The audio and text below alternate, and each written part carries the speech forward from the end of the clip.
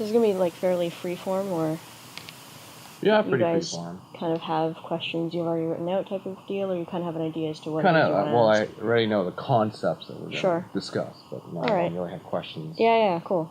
Well, let's start with, I don't know, like what were your favorite games as a child? Growing up? Yeah. Okay. That made you want to get into the field?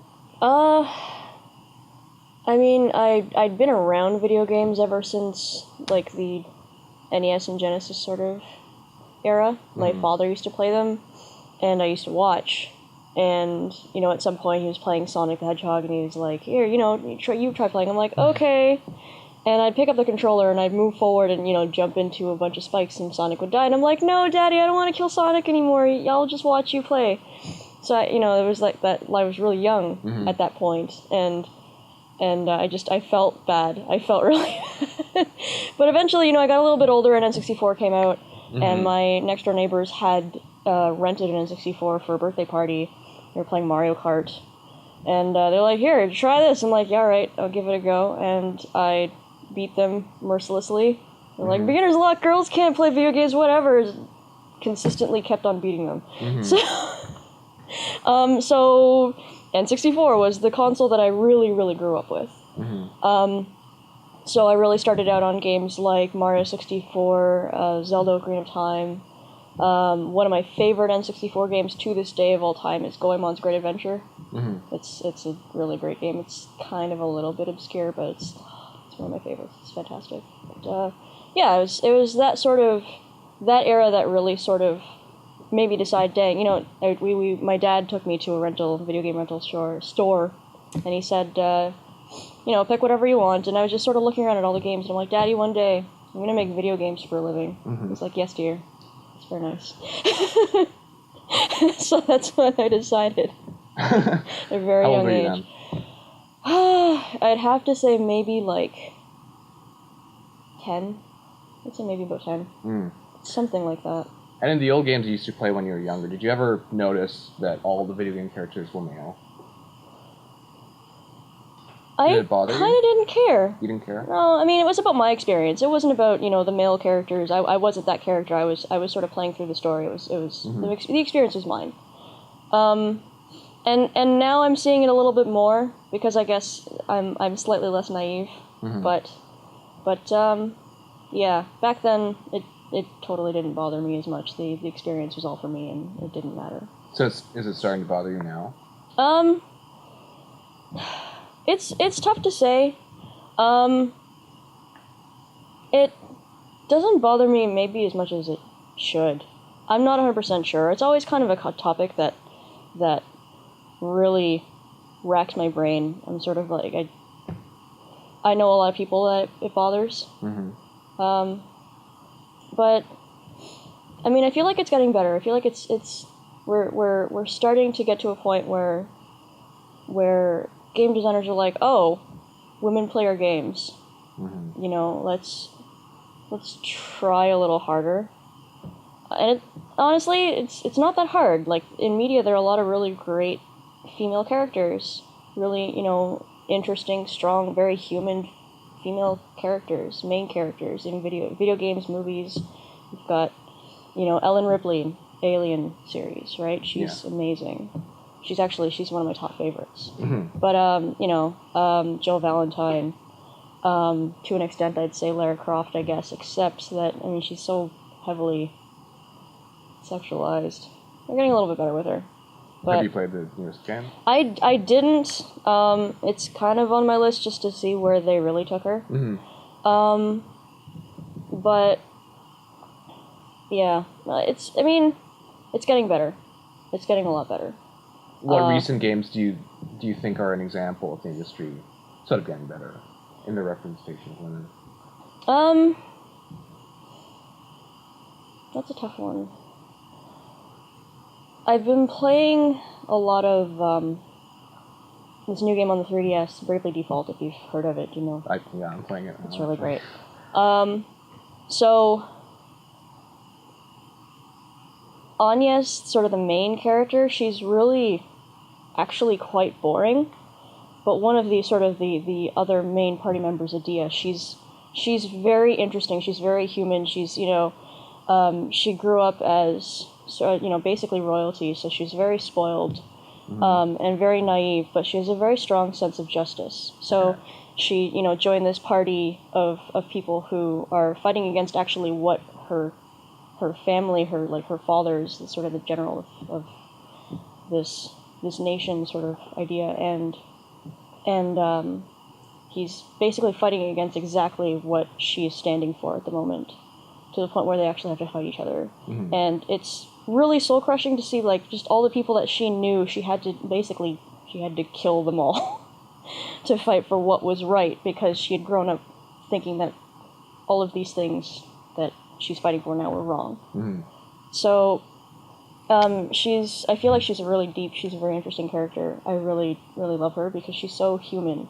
You can see that she's very real. It's like, these things are terrifying. I'm very conflicted with my feelings right now, but I'm going to try and do what's best, what I think is best. So, there are steps forward. The industry's making steps forward. Can you think of any other examples?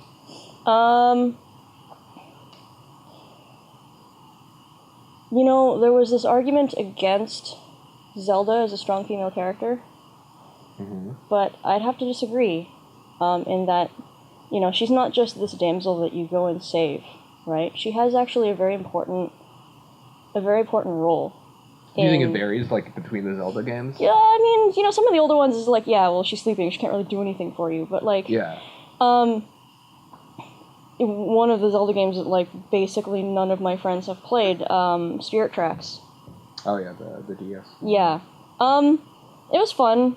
One of the things I thought was really interesting is that you could basically take Zelda around with you, and she would help you through with puzzles and stuff like that. She would basically, at this point, she's sort of like, her body was taken away, so all she is sort of like a spirit, a ghost. Okay. And she can sort of take control of enemies and sort of use them to your advantage type of deal. Like, possess an enemy's body. What do you think of the argument that she's still, sort of secondary to Link, sort of the helping character, whereas Link is the hero? Yeah. Or do I mean, you not I guess see that that's the thing. He is the hero. He's the main character. But Zelda's, she does everything that she can to help out. She's not frail or useless in any sense. Like, in fact, I feel like her personality got even stronger throughout some of the games. Like in Skyward Sword, she was very Link and Zelda were going to a school together, and one of the bullies was sort of picking on Link, and she's like, "What? Get out! What are you doing? Like, you're stupid. Yeah. Like, why are you picking on him? You're being an idiot." And yeah, I feel like her character got a lot deeper in that one. I really enjoyed her character in Skyward Sword a lot. And then you have Twilight Princess, which, like, at the end, she's, like, helping Link out with that.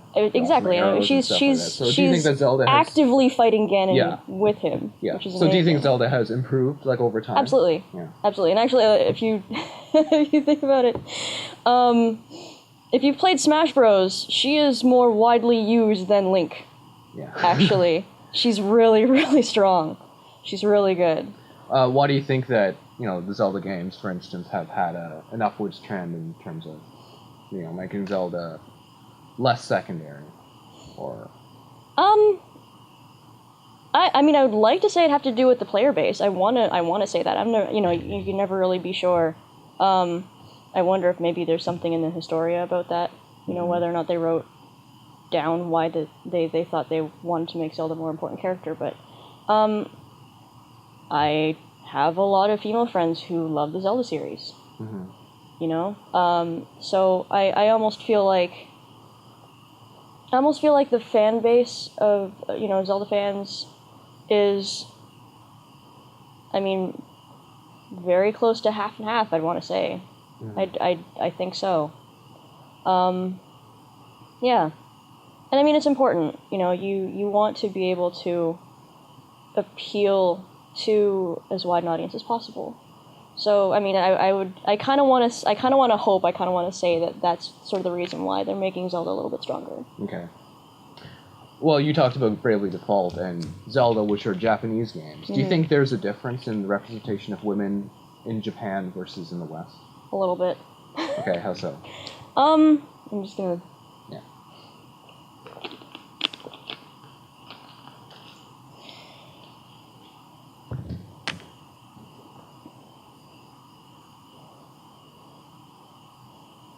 I mean, it's a cultural thing that's really hard to pinpoint, but, and it varies on a case-by-case basis. But, I don't know, it might be a little bit strong to say that media in North America, I find almost devalues women a little bit more than in Japan, in a sense, from what I've seen. And I don't know. It's really hard to place. Could you give me some examples?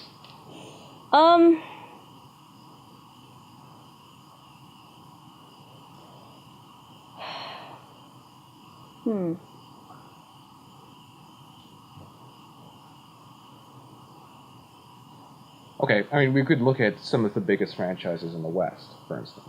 Okay, Yeah. Grand Theft Auto. What do you feel about the representation of women in Grand Theft Auto? I mean, it's non-existent. It's basically non-existent. I don't know. It's like, yes, there are female characters in it, I guess, but they're basically there to, I don't know, either be the butt end of a joke or be there to, to be eye candy or something, basically. From what I gather, and I really, like,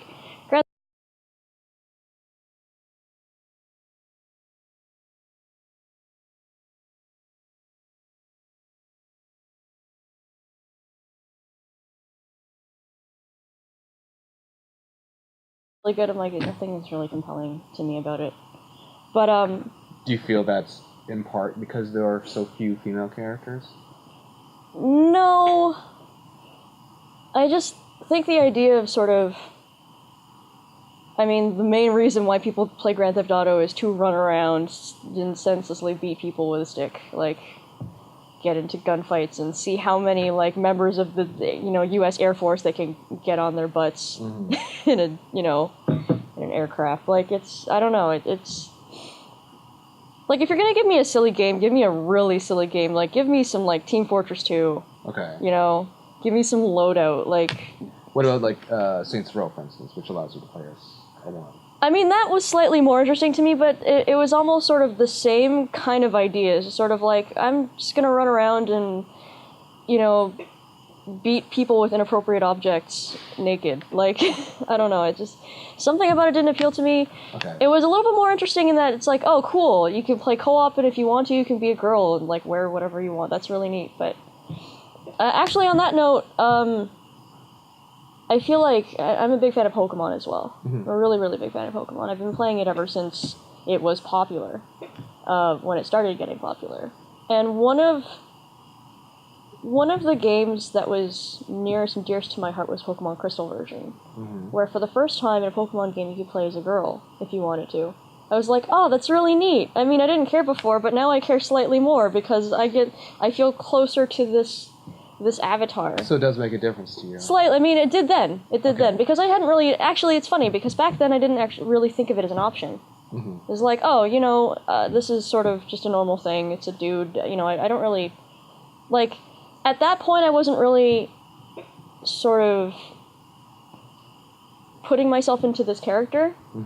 And, I didn't feel a need to. But for whatever reason, the second that they put a female character into, like, a female character option into the game, I felt myself more in touch with that character. I was like, oh, like, this is something that I can, like, I can relate to this a little bit more. Just that one little change. So, do you still think that male characters are somewhat the default character? Like, the character that you don't really think about, it's like, oh, it's a man, whatever. What I tend to do, actually, more than anything, is I tend to, or at least I try to, I tend to look at the character as a person, regardless of what their gender is. Okay. Right? So it's like, if this character interesting to me, and, why? Gender has nothing to do with it. At least that's the approach that I try to take. Mm-hmm. Yeah. I mean, it really is about the character themselves, right? If this character is boring, male or female, I'm not going to like them. Okay. Right?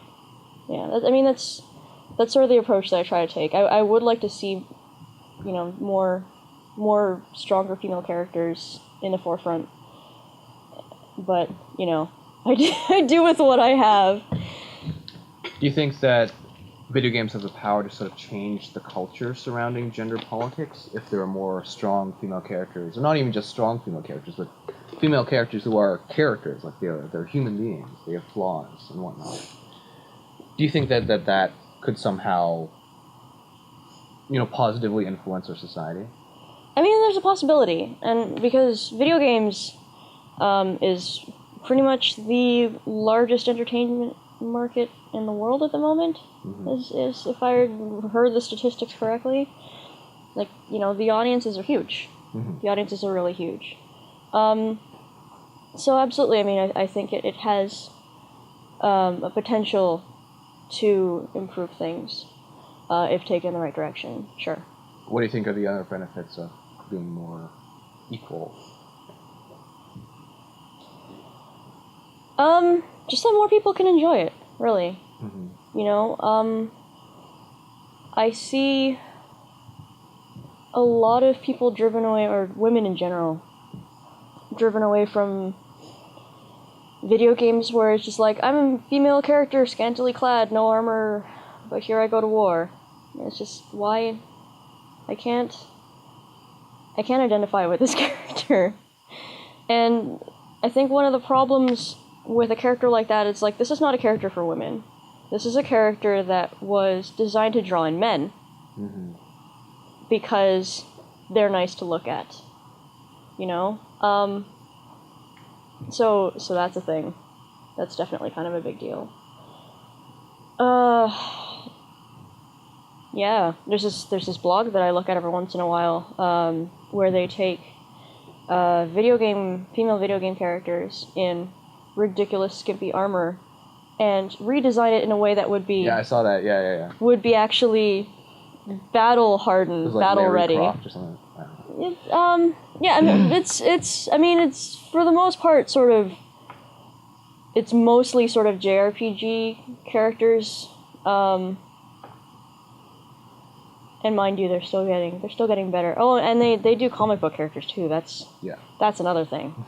Comic book characters don't even get me started. But yeah, no, things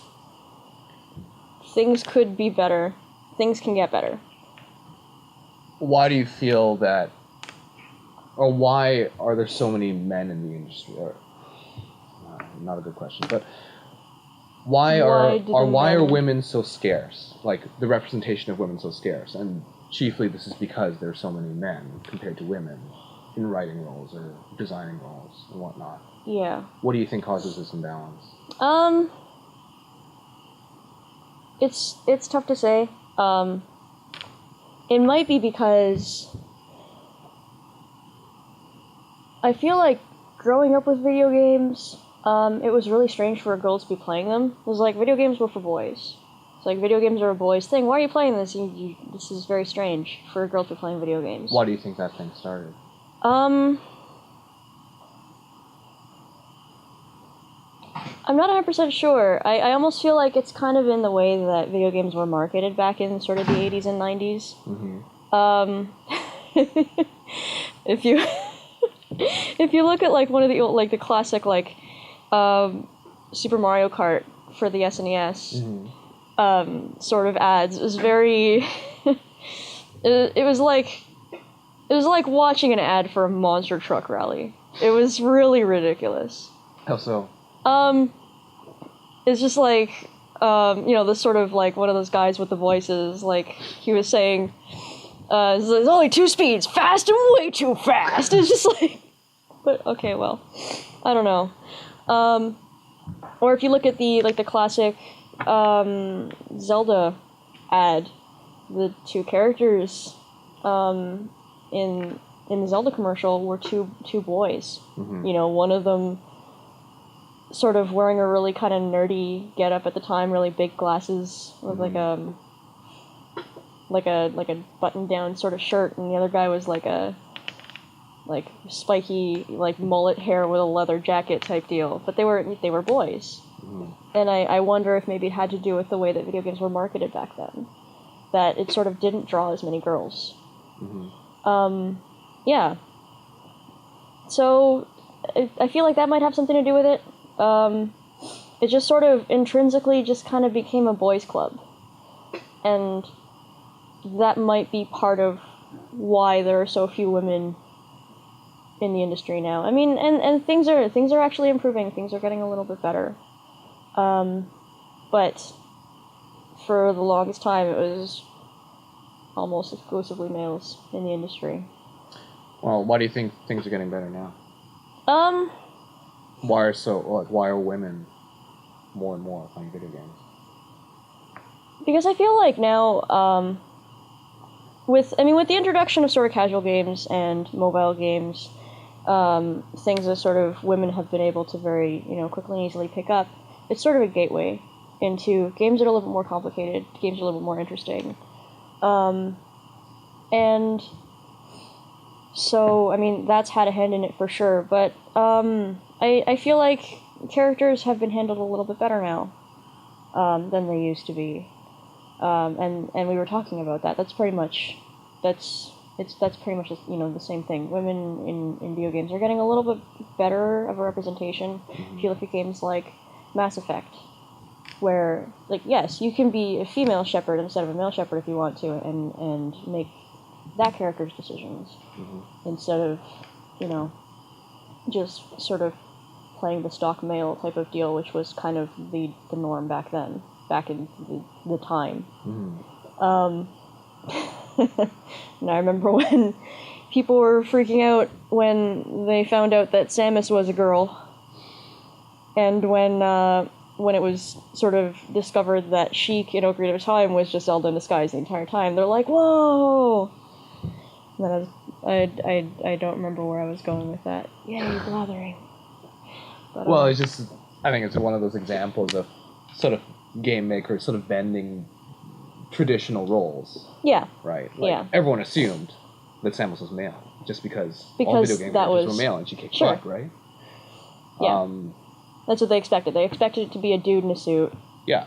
And it totally wasn't, and it was awesome. It was. Have you heard of Arnita Sarkeesian? I know of her, yes. Okay, have you watched any of her videos? Yeah. I have.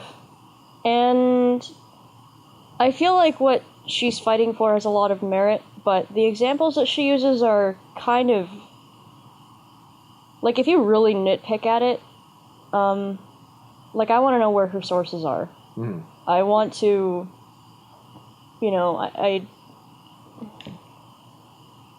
I feel like she very carefully chose her research results, if we're going to call them that, and just sort of displayed the ones that were relevant to her argument.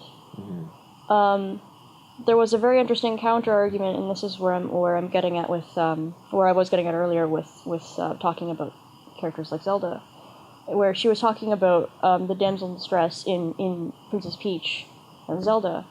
And I saw a very interesting counter-argument by actually another woman, talking about how Peach and Zelda are actually very important characters, and they should...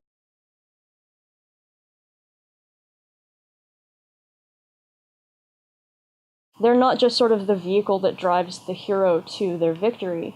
They're, Peach is the symbol of her kingdom's, peace and prosperity. She's lovable in her own kind of ditzy, sort of clumsy way.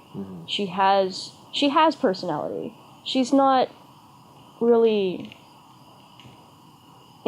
she's not there to be the MacGuffin. That's not what she is.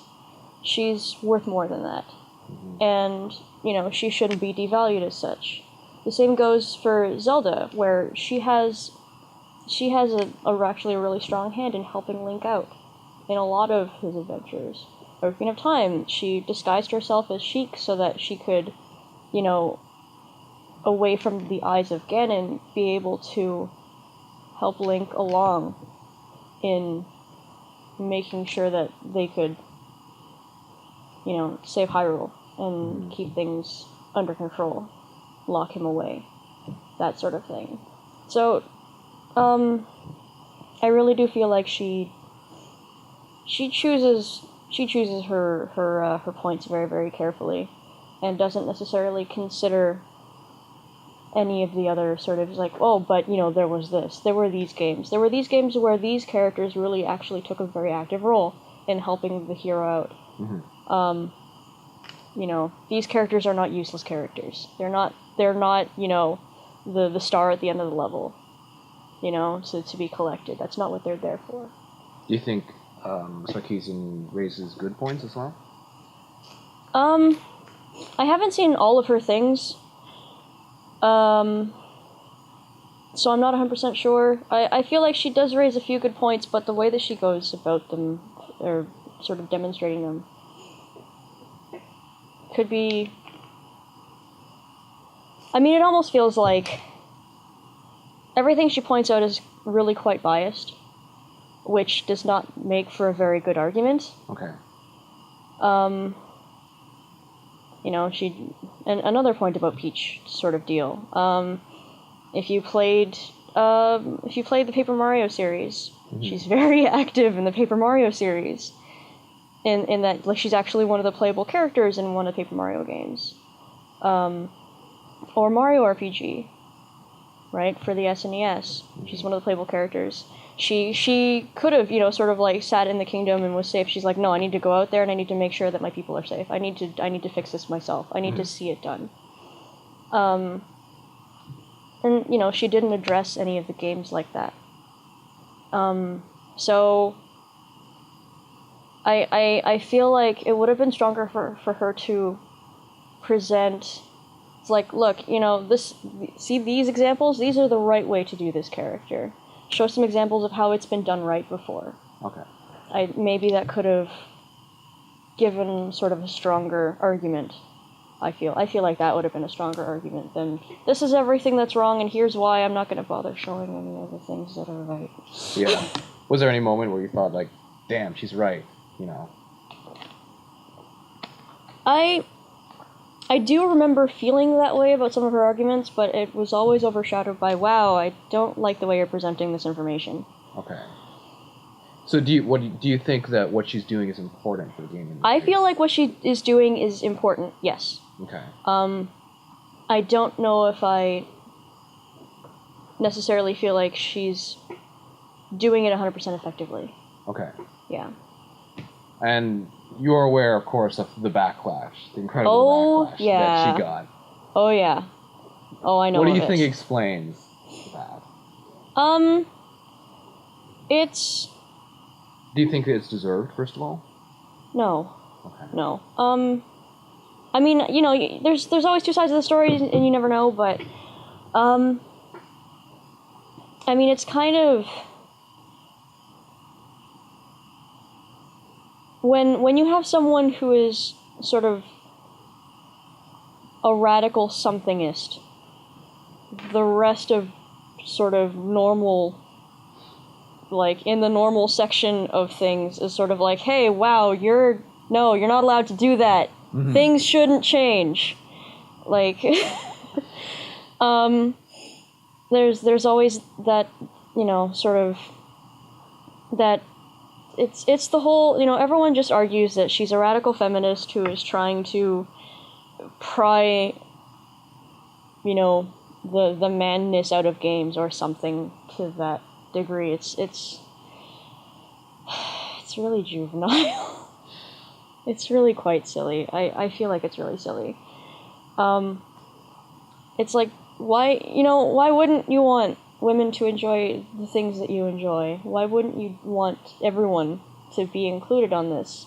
Why does this need to be, a male-oriented thing? Mm-hmm.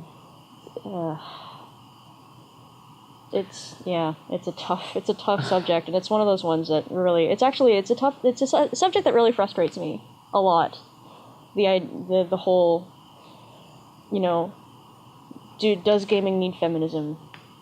And, you know, I always argue yes, because, I mean, it's obvious. And it's not even so much does gaming need feminism, it's does gaming need equality? And the answer is yes. So you associate quality with feminism in games? Yes, and it's always that sort of, there's that line that people sort of blur between feminism and the really radical feminists. Mm-hmm. I believe that feminism is equality for you know, between men and women, okay. Right? A lot of people think that feminism means that women are trying to take over. Mm-hmm. And, you know, beat patriarchy, as it's called. But I don't feel that way. I'm a feminist in that I feel that there should be equality, that we should be equals. Why were people so mad about Anita Sarkeesian's video? Just the idea of it, even before she produced her videos.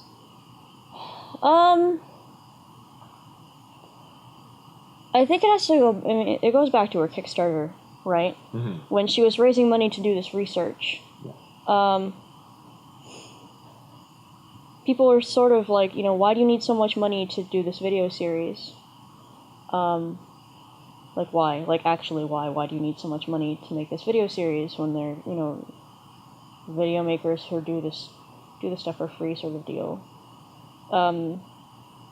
It's... I don't know. I guess a certain circle of people felt really threatened about the ideas that she was trying to present with this research that people were giving her money for. Mm-hmm. They didn't want that. They're like, why are you giving her money to make these stupid videos that we don't want to see because, like, you know, they felt things to change. They felt threatened. Yeah. And mind you, this is all speculation because, you know, like I said, you never really know both sides, but. Mm-hmm. But, yeah, I mean, I feel like that's probably a lot of what happened.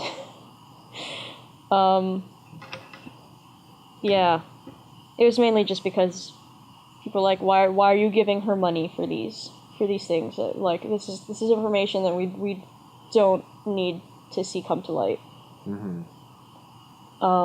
So do you think this is sort of a protectiveness, I guess, involved, like a... For some people? Sort of like, I really love games and they're perfect. And, for some people, maybe, yeah, maybe.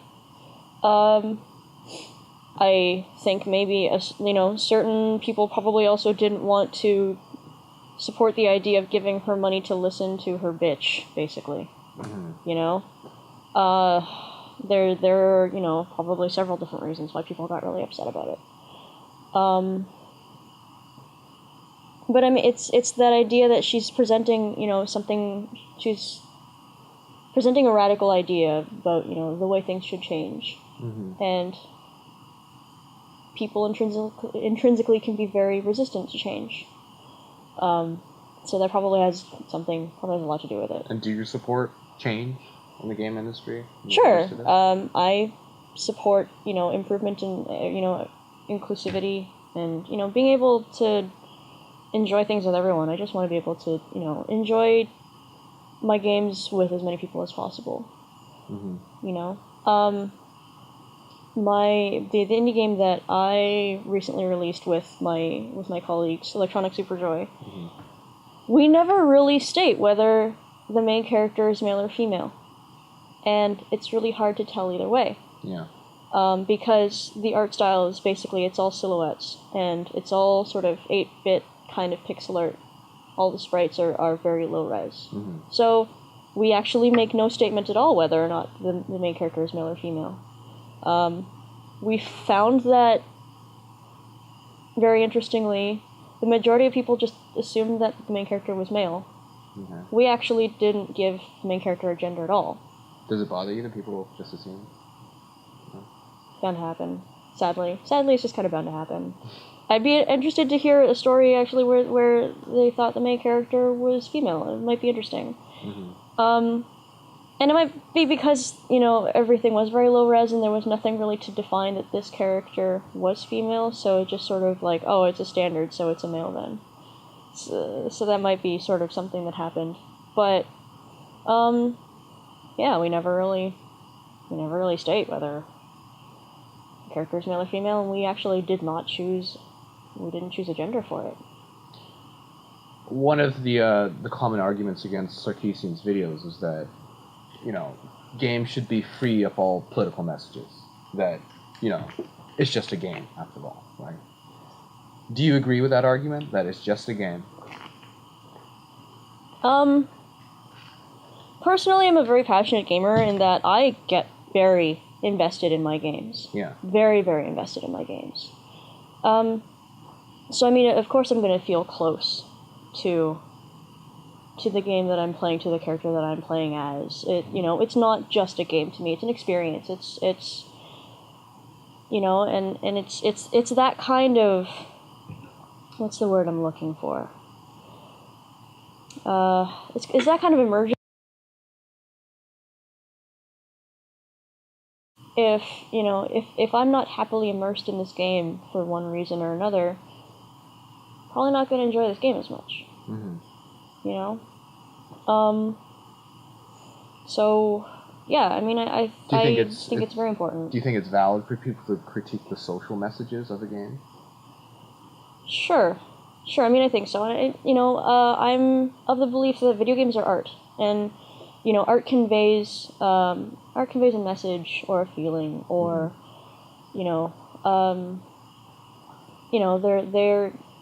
they're definitely art. Yeah.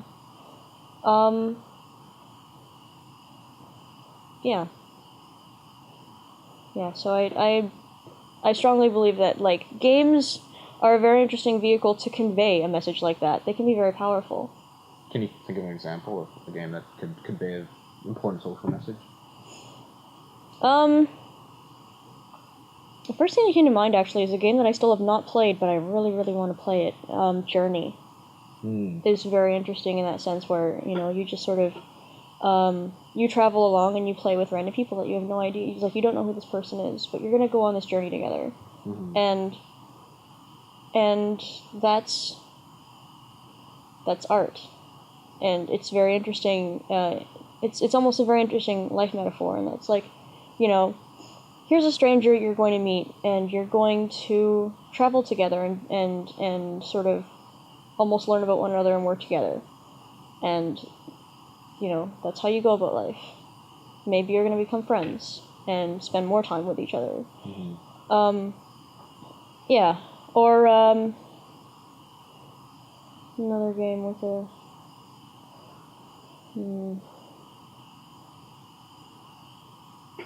I know there are more. My brain is just really blanking right now.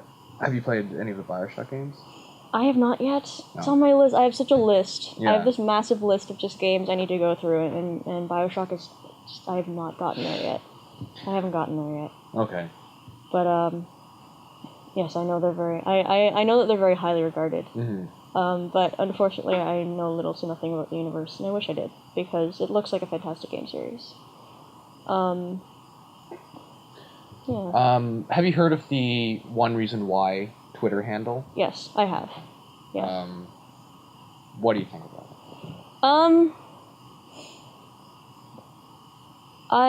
it? I support it. I approve of it, definitely. People should stand up for being treated well, being treated equally, just in general. Mm-hmm. And I've been very fortunate, actually. I've been really quite fortunate, because I know a lot of women in the industry who have been part of those nightmare stories. And I feel very fortunate because I've somehow had none of that. Mm-hmm. Not yet. And I hope I never have to deal with it. But I've been very fortunate to be, my first game project was this one, Electronic Superjoy. And I was hired by Michael Todd, a very close friend of mine. Back then, I was actually just interning with Untold Entertainment. so they're local to Toronto here as well. Mm-hmm.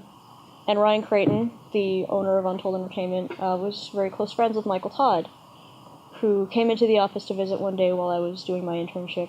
And he talked to me, and we became friends, we hung out, and then he was like, I'm making this game. You have the skills that I need to make this game, so quit your part-time job and work for me full-time making games. I'm like, yes, I will do that. And, so as I was working on this game with him, I was treated as a worker on this game. And Michael's actually very much a feminist as well. And actually that's sort of one of the reasons why he didn't choose a gender for our main character. One of the reasons. There's a lot of that in the game, actually. Sort of a lot of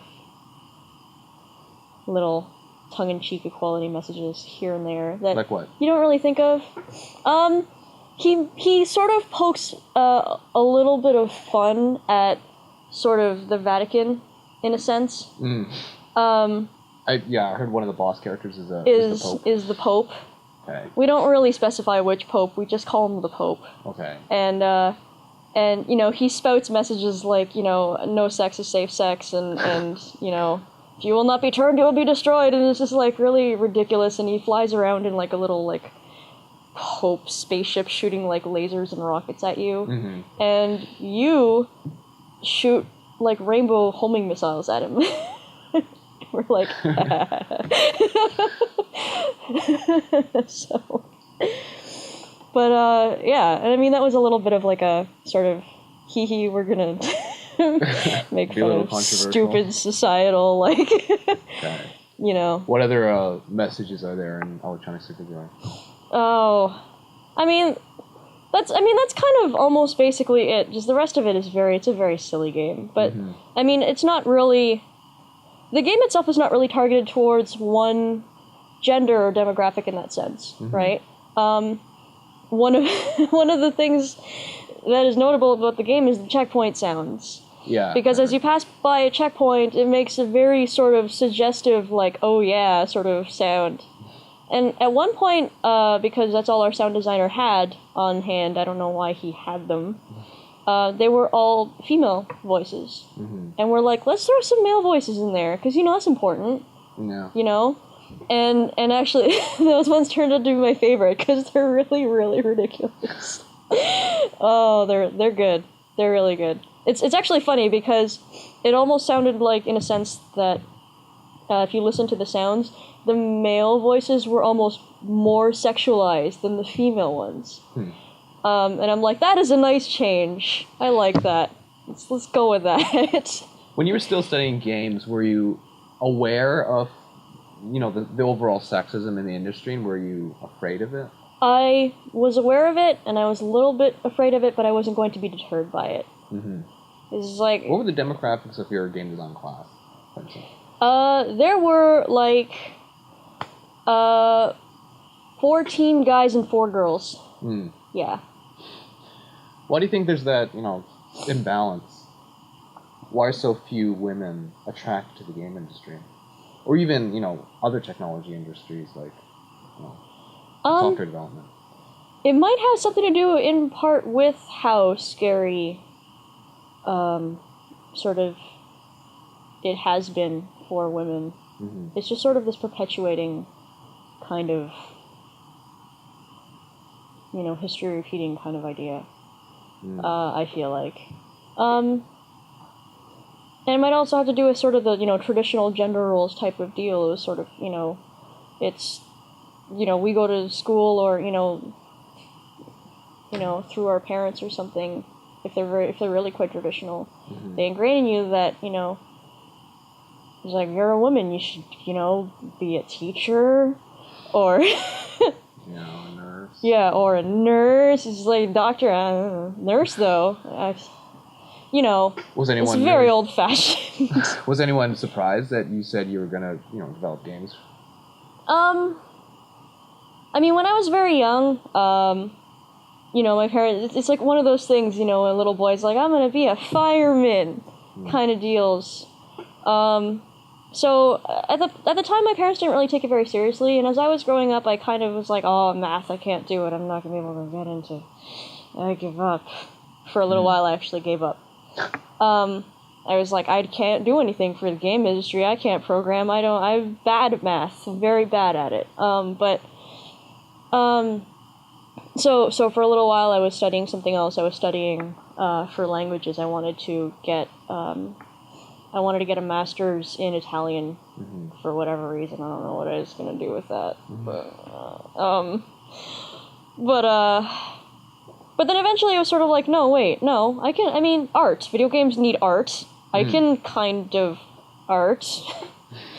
So I went to Sheridan, and I studied art for 3 years, and I was gonna try and get into their animation program, and at the time, I was like, oh, Mom and Dad, I'm gonna try this video game thing for real. They're like, what? I'm like, yeah, I'm gonna try it.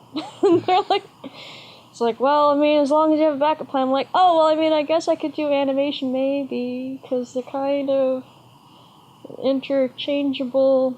They're like, okay, well, animation makes lots of money, right? I'm like, yeah, probably. They're like, okay, good. So I went to Sheridan for 3 years, and every year I was there, I chickened out on sending in my animation portfolio. I just like, oh, I'm not good enough, I can't do it yet. I'm going to take another year and improve on my skills some more. And I just did that for 3 years. Just every year I would chicken out again. And eventually I was sort of like, no, what am I doing? I just gotta press through. I just gotta do this. And why am I going the animation into game route? Why don't I just... There are probably programs for games. So I ended up coming here to Centennial and did the game art and design program here. And now I'm here. And my mom and dad were like, you really want to do this? Really? Is there money in it? I'm like, yeah, I guess so. There's probably money in it. I'm like, okay. Alright, I guess you can do it. Was anyone in your life ever surprised at you as a female or a gamer? I mean, people who meet me for the first time who, like, if I don't make any mention to it or I'm not wearing any nerdy things on me, they don't realize it as a possibility at first glance, but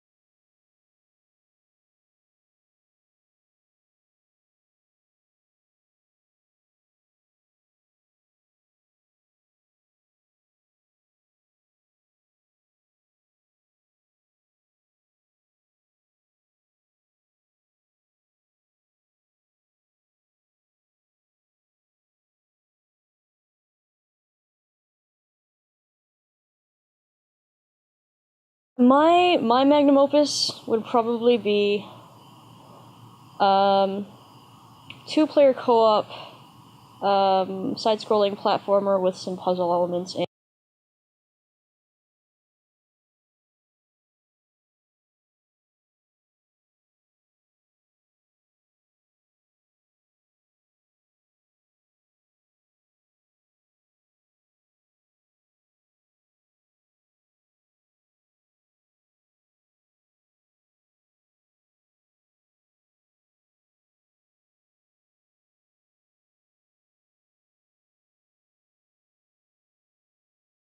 For Grim Grimoire, I believe Grim Grimoire, Odin Sphere, Muramasa the Demon Blade.